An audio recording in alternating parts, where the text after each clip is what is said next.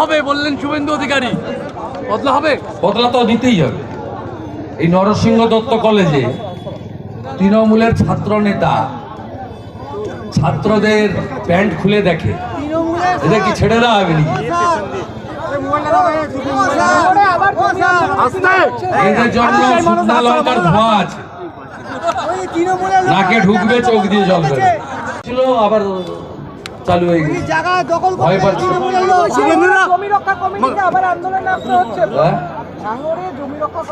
ও জান ছাড়ুন তো, আমি মুখ্যমন্ত্রী বারবার দাবি করে যে তিনি সব কাজ করে দিয়েছে, তাহলে হঠাৎ করে আবার পাড়ায় পাড়ায় সমাধান কেন শুরু করলে?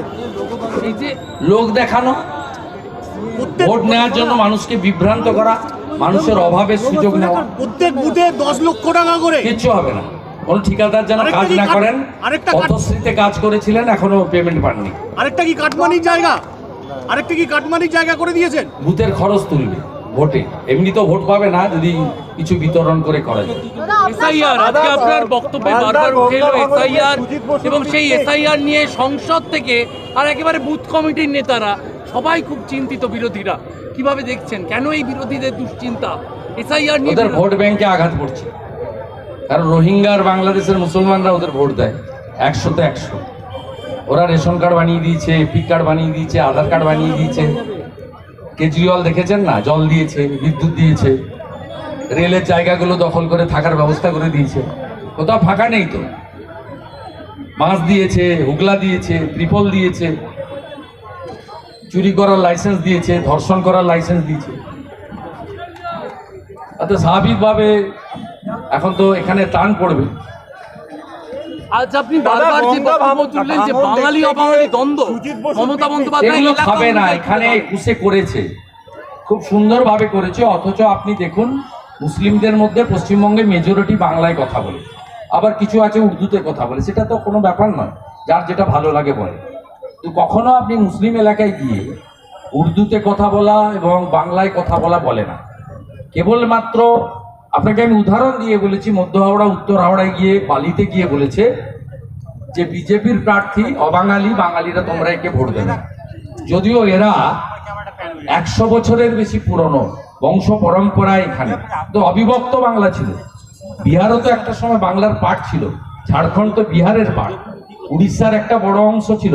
অবিভক্ত বাংলা, যে বঙ্গভঙ্গের বিরুদ্ধে কবিগুরু 1905 সালে অকাল রাখি বন্ধন করেছিলেন।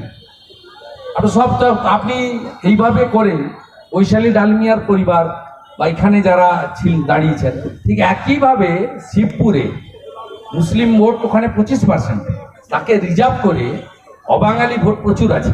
তাদের কাছে গিয়ে বলেছে মনোজ তিওয়ারি আপনা ভাইয়া, উनको ভোট দিজিয়ে, রথীন চক্রবর্তী কো মত ভোট দিজিয়ে। এই যে ব্যবসাটা করে এদের শুধু ভাগ হচ্ছে হিন্দুদের ভাগ করো। ও এই কাজটা সিপিএম করে। সিপিএম দেখবেন এখানে যে প্রার্থী করেছিল একজন লয়ারকে, তিনি কেবলমাত্র হিন্দু পাড়াতে গিয়ে ভোট ভেঙেছেন, কোনো মুসলিম এলাকার ভোট ভাঙতে পারেননি। তাই সিপিএম কে কাজে লাগিয়ে, বিটিভিকে কাজে লাগিয়ে হিন্দু ভোট ভাঙা, আর বাঙালি অবাঙালি যেখানে যেটা বলতে হয় বলে সনাতনীদেরকে বিভক্ত করা, করে নির্বাচনের বৈতরণী পার করা। আলটিমেট উদ্দেশ্য হচ্ছে পশ্চিমবঙ্গটাকে বাংলাদেশ বানিয়ে দেওয়া। বাংলাদেশ 2 হয়ে গেছে 80 ভাগ, আর 26-এ যদি আরেকবার আসে তা বাকিটা করে দেবে, আর অসুবিধা নেই। এক্ষুনি তো 85 থেকে আমরা 65-তে নেমে গেছি, আর 4-5 বছর গেলে তো 50-এর নিচে, তারপর তার লাগবে না, কাউকেই লাগবে না, এমনিতেই যাওয়া হবে। শ্যামপুরে দুর্গা ঠাকুর ভেঙেছে, কলকাতার রাজাবাজারে কালী ঠাকুর ভেঙেছে, মুর্শিদাবাদের বেলডাঙ্গায় কার্তিক ঠাকুর ভেঙেছে।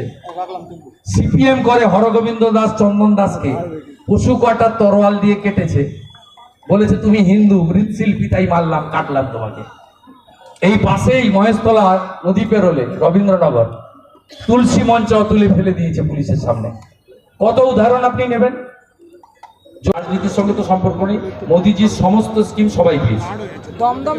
আবারও বলি, ভারতীয় মুসলিমদের এসআইআর নিয়ে এতটুকু চিন্তিত হওয়ার কোনো কারণ নেই।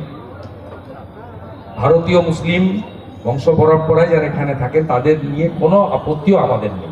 তারা যেখানেই খুশি ভোট দেন, তাদের ভুল একদিন হয়তো ভাঙবে, এবং অনেকেই বলেন আমি নাকি তাদের ভোট চাই না। আমি বারে বারে বলি তাদের ভোট আমি পাই না, একেবারেই পাই না। চাই না তো বলি না, কিন্তু পাই না, এটাই ঘটনা। তাও হবে বললেন শুভেন্দু অধিকারী, বদলা হবে? বদলা তো দিতেই হবে। এই নরসিংহ দত্ত কলেজে তৃণমূলের ছাত্র নেতা ছাত্রদের প্যান্ট খুলে দেখে, এদের কি ছেড়ে দেওয়া হবে নাকি? এদের জন্য শুকনা লঙ্কার ধোঁয়া আছে, নাকে ঢুকবে, চোখ দিয়ে জল বেরোবে।